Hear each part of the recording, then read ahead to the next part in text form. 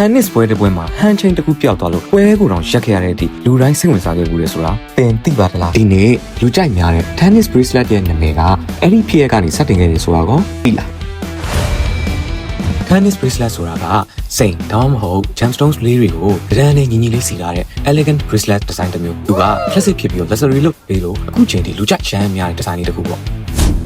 1989ခုနှစ်မှာ Chris Evert ဟာ US Open Tennis ပြိုင်ပွဲကစားနေချိန်သူမဝတ်ထားတဲ့ Diamond Bracelet ကပြုတ်ပြီးတော့ကွာကျသွားတယ်။သူက Bracelet ကိုပြန်ရှာဖို့ပွဲကိုပါရက်စီခဲ့တာ။ဒီဘာလုံးက TV viewers တွေကတော့အကုန်လုံးစောင့်ကြည့်နေခဲ့ကြတာ။အဲဒီနေ့ကစပြီး Bracelet design ကိုလူတွေက Tennis Bracelet လို့ခေါ်ကြတယ်။ဒါဆိုရင်ခုနောက်ပိုင်းဒီ Bracelet ကဘာကြောင့် famous ဖြစ်သွားတာလဲ။ဘာဘိုးကိုလိုက်ဖက်တယ်။ simple outfit ကို luxury ဖြစ်စေတယ်။ layering လုပ်လို့လည်းလှတယ်။ဒီစဉ်ဝတ်လို့ရတယ်လို့ party ပွဲတွေမှာလည်းလုံးဝ shine ဖြစ်စေတာ။